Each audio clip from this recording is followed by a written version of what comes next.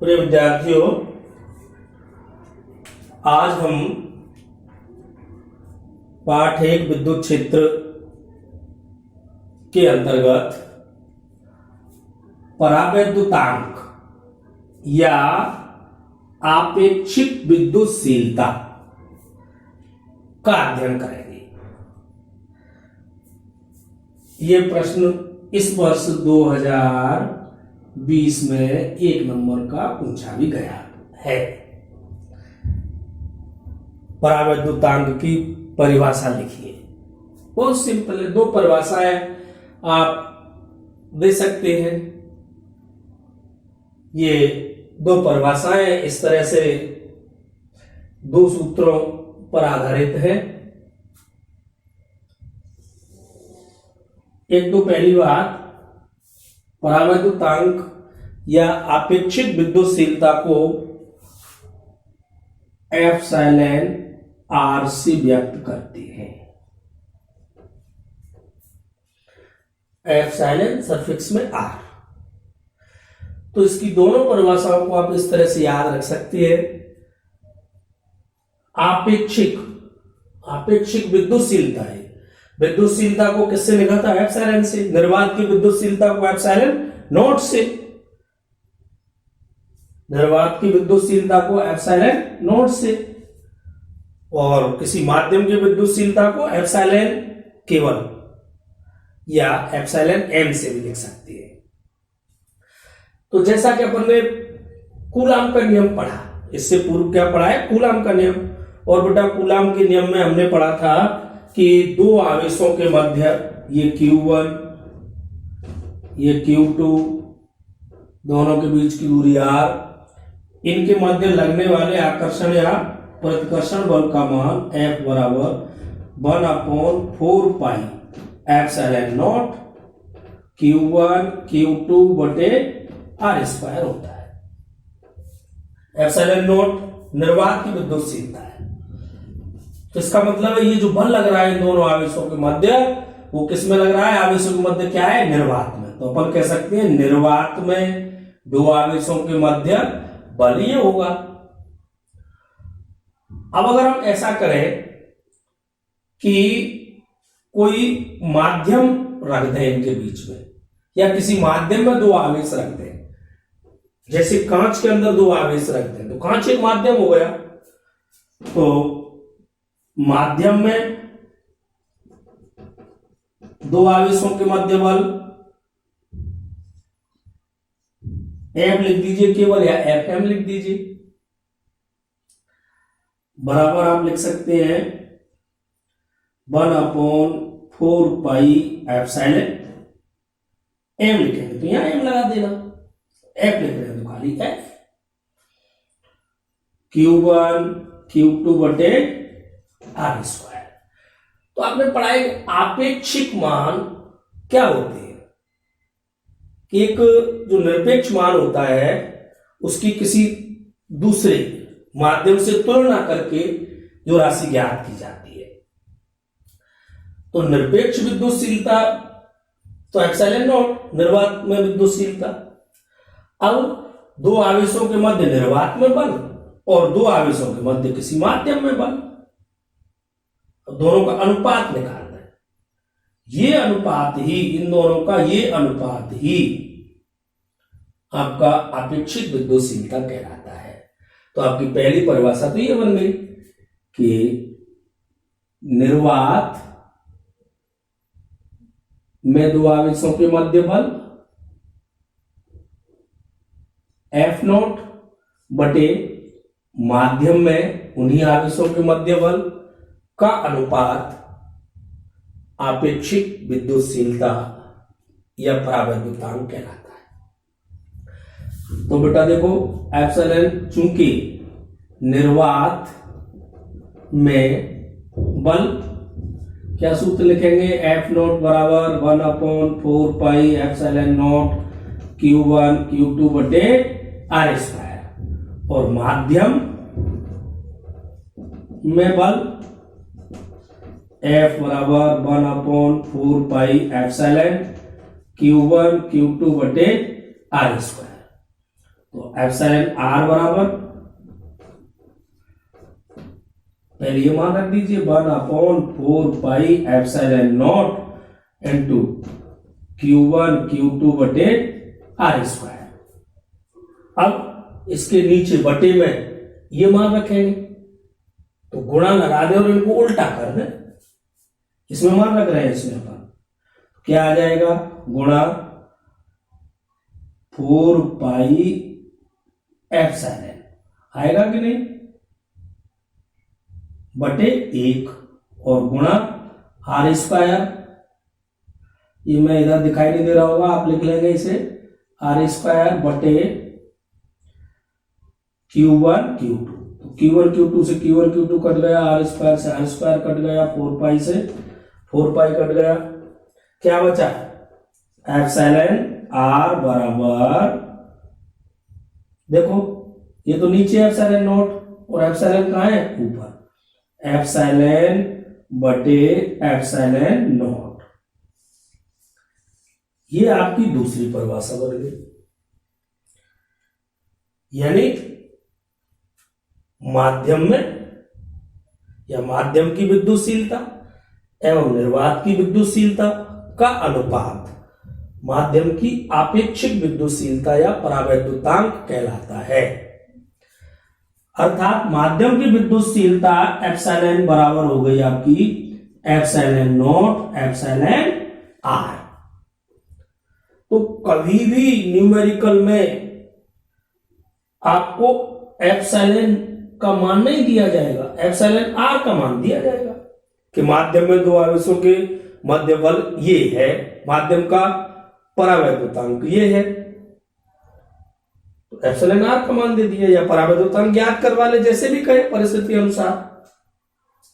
तो पहली परिभाषा ये रही, दूसरी परिभाषा ये रही, आप इन दोनों में से कोई सी भी परिभाषा परीक्षा में लिख सकते हैं। क्या लिखेंगे पहली परिभाषा के अनुसार,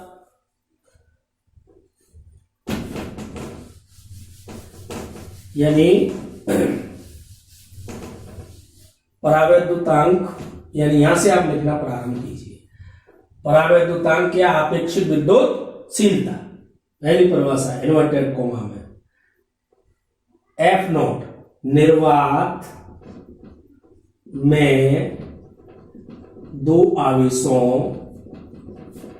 के मध्य बल एवं माध्यम में उन्हीं आवेशों के मध्य बल का अनुपात परावैद्युतांक कहलाता है। ये बेटा पहली परिभाषा हो गई। चाहो तो यहां ये लिख सकते हैं, इसे एप्सिलॉन आर से व्यक्त करते हैं। यह मात्रक एवं विमाहीन राशि होती है। क्यों?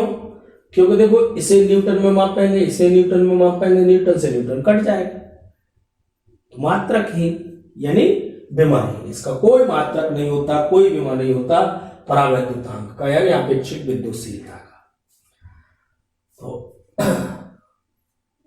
या सूत्र लिख सकते हैं फिर आप इसे, अतः एप्सिलॉन आर बराबर एफ नॉट बटे एफ।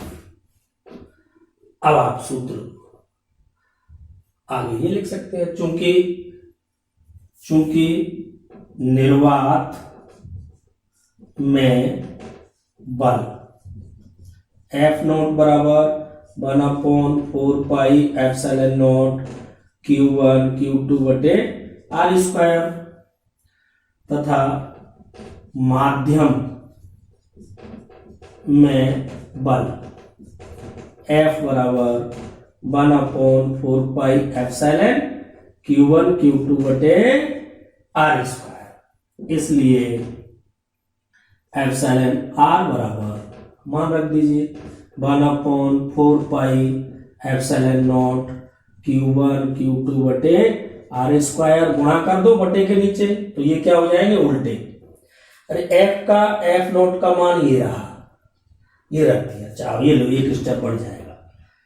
फिर क्या है बटे, बटे का मतलब मैं भाग लिख दूं, भाग 1/4 pi epsilon into Q1 Q2 बटे आर स्क्वायर।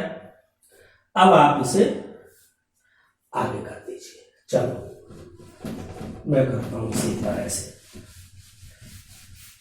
समझाने के लिए था, ये समझ आ गया होगा। तो क्या आया बेटा, एप्सिलॉन आर बराबर 1/4 pi epsilon not Q1 Q2 बटे आर स्क्वायर। भाग को बदलिए गुणा में, तो गुणा उल्टे कर दो, 4 पाई एप्सिलॉन बटे 1 इंटू आर स्क्वायर बटे Q1 Q2, ये कट गए, क्या बचा एप्सिलॉन आर बराबर एप्सिलॉन बटे एप्सिलॉन नॉट। तो यहां दूसरी परिभाषा दे सकते हो आप जो ज्यादा सरल होगी, अतः इन्वर्टेड कोमा में लिख दो, माध्यम की विद्युतशीलता एप्सिलॉन एवं निर्वात की विद्युतशीलता एप्सिलॉन आर वो नोट का अनुपात परावैद्युतांक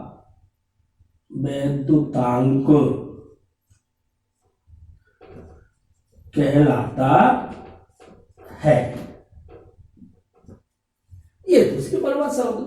अब इस वर्ष 2020 में चाहे ये लिख दो चाहे ये लिख दीजिए, एक नंबर हो गया। ये चीज पूछी गई थी, और भी इसमें कई चीजें हैं, अभी मैं आपको नोट में लिखाऊंगा कि किस प्रकार और प्रश्न पूछे गए थे इसमें से। तो देखिए, अतः आगे से लिख सकते हैं आप, एप्सिलॉन बराबर क्या आया, एप्सिलॉन बराबर एप्सिलॉन नॉट और एप्सिलॉन आर। तो अब आप माध्यम में जो बल का सूत्र था, एप्सिलॉन के स्थान पर ये चीज काम में ले सकते हैं कि नहीं। तो यहां एक और फॉर्मूला बन गया कि माध्यम में नोट डाल के लिख दो चाहो तो, नोट एक नई चीज अलग से, टॉपिक तो समाप्त हो गया अपना। माध्यम में दो आवेशों के मध्य बल F बराबर सूत्र होगा 1/4 पाई, एप्सिलॉन के स्थान पर सीधा लिख रहा हूं मैं, epsilon naught epsilon r into Q1 Q2 बटे आर स्क्वायर। अब बेटा देखो 1/4 पाई एप्सिलॉन नॉट के स्थान पर K रख सकते हैं कि नहीं। तो इस फॉर्मूले को आप ऐसे भी लिख सकते हो, F बराबर K बटे epsilon r into Q1 Q2 बटे आर स्क्वायर। ऐसे सीधा काम में लेंगे तो कोई दिक्कत। एक बार फिर इस टॉपिक को गौर से देख लीजिए, कुछ नहीं है, दो परिभाषाएं हैं परावैद्युतांक की।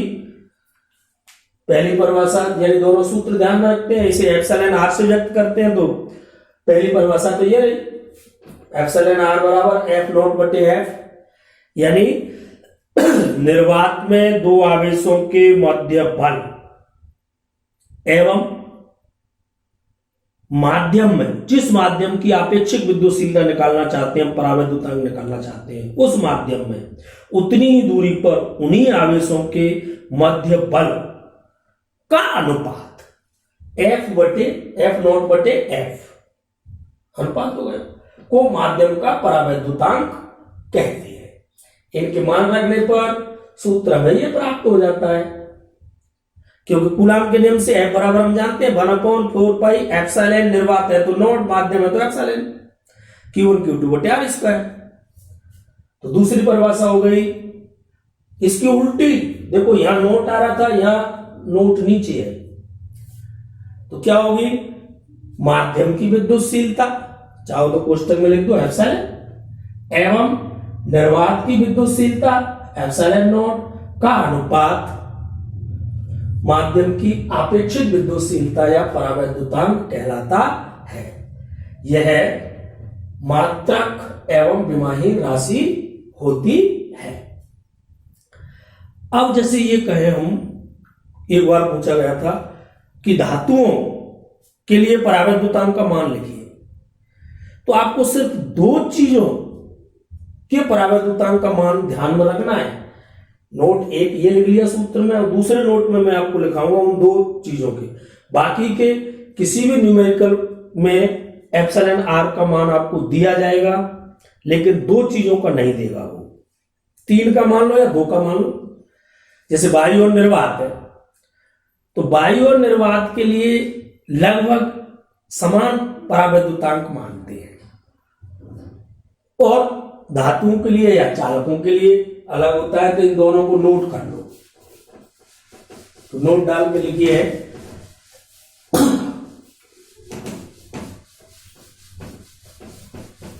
नोट डाल के लिखो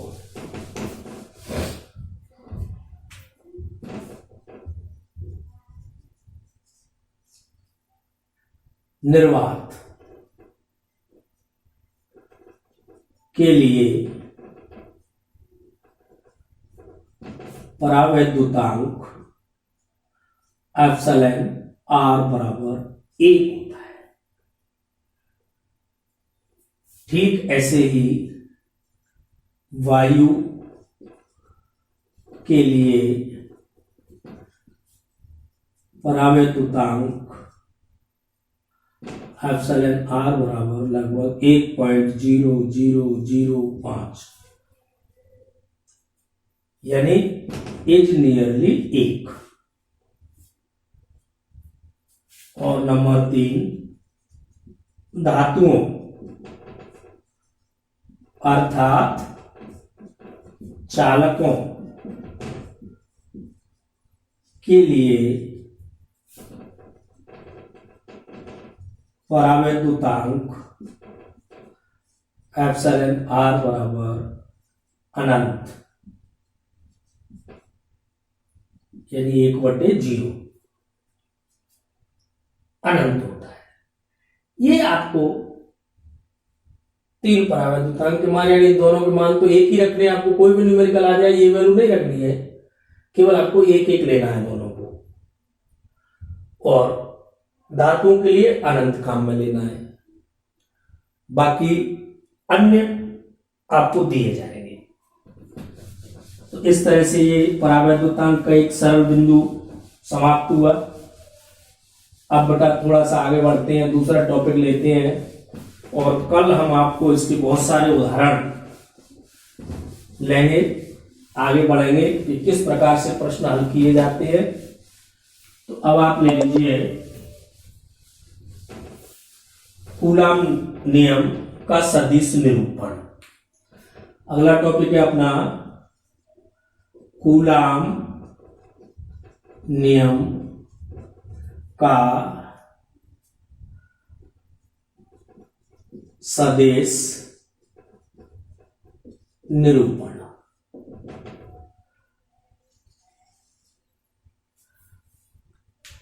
अब यदि मैं प्रश्न पत्र बनाऊं तो मैं इसको ऐसे नहीं पूछूंगा कि कूलाम नियम के सदिश निरूपण को समझाइए बोर्ड परीक्षा में।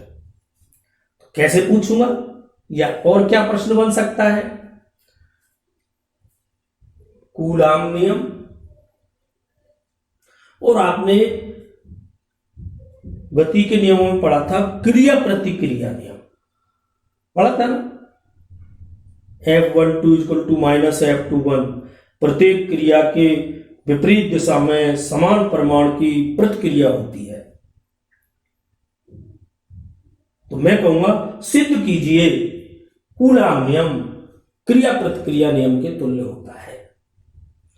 तो ये टॉपिक आपको ये सिद्ध करने के लिए आए तो क्या करना है, कूलॉम नियम का सदिश निरूपण करना है। कैसे करेंगे वो देख लीजिए, बहुत सिंपल है। थोड़ा सा इसमें देखना तो पड़ेगा, थोड़ा देखो अब शुरू हो रहा है कार्यक्रम, तो थोड़ा सा ढंग से देखेंगे। ये हमने मान लिया कि दो आवेश हैं, जैसे ये कोई निर्देश तंत्र है और इस निर्देश तंत्र में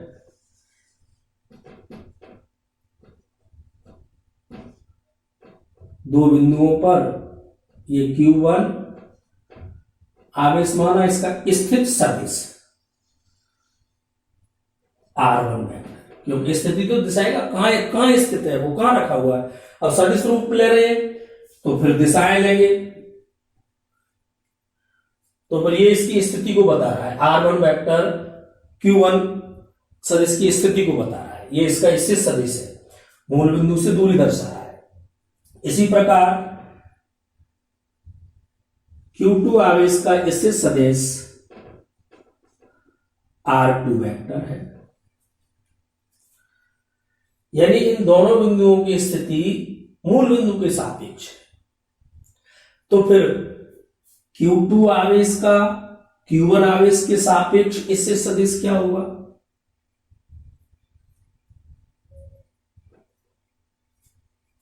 यानी हम चाहो तो एक लाइन डिटेल में, जैसे थ्योरी पूरी आप लिख रहे हैं तो डायग्राम बना के यहां लिख सकते हैं कि माना Q1 आवेश का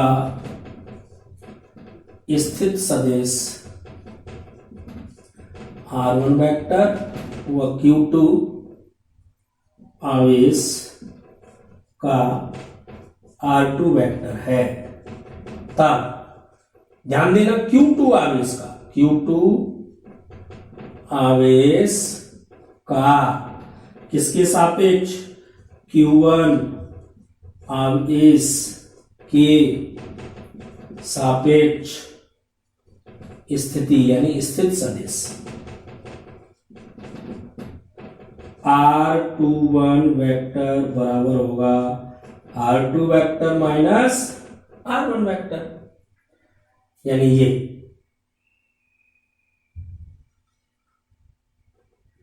R21 वेक्टर। इसी प्रकार Q1 आवेश का Q2 आवेश के सापेक्ष स्थित सदिश, तो R12 वेक्टर बराबर R1 vector minus R2 vector, यानी इनका परिमाण लिखें तो R21 वेक्टर मोड बराबर क्या लिख सकते हैं, mode R2 vector minus mode R1 vector. सदिश राशि है इसलिए थोड़ी सी समझनी पड़ेगी, क्योंकि 11वीं के सदिश वाले चैप्टर को थोड़ा सा पढ़िए, नहीं कोई टेंशन की बात नहीं है, मत पढ़िए, यहां दोबारा देखिए फिर ढंग से। ये तो अपन जानते हैं कि मूल बिंदु से किसी बिंदु की सीधी दूरी से सदिश होती है, तो मूल बिंदु से इस बिंदु की दूरी R1 यानी Q1 आवेश का स्थित सदिश R1 वेक्टर। इसी प्रकार Q2 आवेश का स्थित सदिश R2 वेक्टर है। तो इसका इस बिंदु के सापेक्ष यानी Q1 आवेश के सापेक्ष Q2 आवेश का स्थित सदिश, इसमें से ये घटा दीजिए, या Q1 आवेश का Q2 आवेश के सापेक्ष स्थित सदिश, तो R1 में से R2 घटा दीजिए। ठीक है, तो यही तो हमने लिखा है, पूरी थ्योरी भी लिख दी है कि माना Q1 आवेश का स्थित सदिश R1 वेक्टर तथा Q2 आवेश का स्थित सदिश R2 वेक्टर है। तब पहली बात ले ली, Q2 आवेश का Q1 आवेश के सापेक्ष स्थित सदिश R21 वेक्टर बराबर होगा R2 vector minus R1 vector. इधर मोड लगा दिया तो इधर भी मोड लगा दिया, कोई दिक्कत नहीं है। अब आप ऐसा कीजिए, Q2 आवेश पर Q1 के कारण कूलाम बल निकालो। भाई ये अगर धन का है, ये धन का है, तो इसे धक्का देगा कि नहीं? धक्का देगा तो ये इधर जाएगा और इस पर लगने वाला बल होगा F21। Q2 पर Q1 के कारण बल। इसी प्रकार Q1 पर Q2 के कारण बल, तो इधर आ जाएगी ये दिशा, ये इसे इधर धक्का देगा, F12 वेक्टर। तो पहले हम इसकी बात कर रहे हैं, तो यहां हम लिख देंगे अतः Q2 आवेश पर Q1 आवेश के कारण बल। Q2 आवेश पर Q1 आवेश के कारण बल क्या आएगा? F21 वेक्टर बराबर, वही कूलाम बल निकालो, 1/4 pi epsilon not Q1 Q2 बटे R21 स्क्वायर। परिमाण का स्क्वायर आता है कि नहीं? और दिशा क्या आती है? R21 cap. यानी आप इसे लिख सकते हैं F21 वेक्टर बराबर 1/4 pi epsilon not Q1 Q2 बटे mode R21 vector minus R2 vector minus R1 vector का स्क्वायर। अरे मोड लगाते ही ये R21 हट जाएगा, इस पर स्क्वायर लगाएंगे तो इधर स्क्वायर आएगा कि नहीं? ठीक है, R21 कैप पहली बात लिख। अब मैं कहूं इसी प्रकार Q1 आवेश पर Q2 आवेश के कारण बल, तो ये 1 2 बदल जाएंगे, इससे सदिश R12 हो जाएगा, तो सीधा लिख दीजिए इसी प्रकार Q1 आवेश पर Q2 आवेश के कारण बल। बताओ बेटा क्या लिखूं मैं, आप बताओ। F12 वेक्टर बराबर Q1 पर Q2 के कारण क्या आएगा? 1/4 पाई एप्सिलॉन नॉट आवेश Q1 Q2 या Q2 Q1 एक ही बात है, Q2 Q1 ले लो बटे R12 स्क्वायर R12 कैप। कोई दिक्कत नहीं, चलिए आगे। F12 वेक्टर बराबर 1/4 pi epsilon not Q1 Q2 बटे R1 vector minus R2 vector mode का स्क्वायर R12 कैप। कोई परेशानी नहीं, अब समझना है आपको। यहां देखो ध्यान से, F12 वेक्टर बराबर 1/4 pi epsilon not Q1 Q2 बटे, अब मैं इसको ऐसे लिख रहा हूं R2 vector minus R1 vector mode का स्क्वायर। केवल इसको देखिए, आगे बाद में बात देखना, इसको क्लियर करो, लिख सकते हैं कि नहीं? अरे 5 - 4 लिखूं तो 1 आएगा, और 4 - 5 लिखूं तब भी 1 आएगा कि नहीं? मोड लगा हुआ है, तो इसमें से इसे घटाएं या इसमें से इसे घटाएं, एक ही बात है ना। क्लियर? चलो आगे। अब इसको देखो, R21 कैप, चलो अगले स्टेप में लिख दूं, यही लिख दूं, माइनस R21 कैप।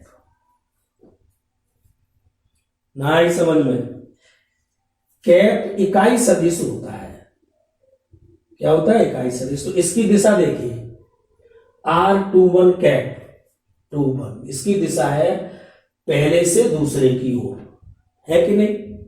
इस ओर। अब मैं इस दिशा को ऐसे लिख दूं कि R12 के विपरीत दिशा में, यानी R12 कैप लिख दूं और माइनस लगा दूं, तब भी तो यही दिशा होगी। ऐसे कहें हम पूर्व की ओर, या ऐसे कहते हैं पश्चिम के विपरीत दिशा में, तो विपरीत के लिए क्या लगा, पूर्व और माइनस लगा दिए, तो विपरीत हो गया कि नहीं। तो चूंकि R12 कैप बराबर क्या लिख सकते हैं हम, R21 कैप लिख सकते हैं। तो ये आ गया आपका F12 वेक्टर बराबर, इस माइनस को मैं लिया है आगे, -1/4 pi epsilon not Q1 Q2 बटे mode R2 vector minus R1 vector का स्क्वायर R21 कैप। अब समीकरण 1 और 2 की तुलना कर दीजिए।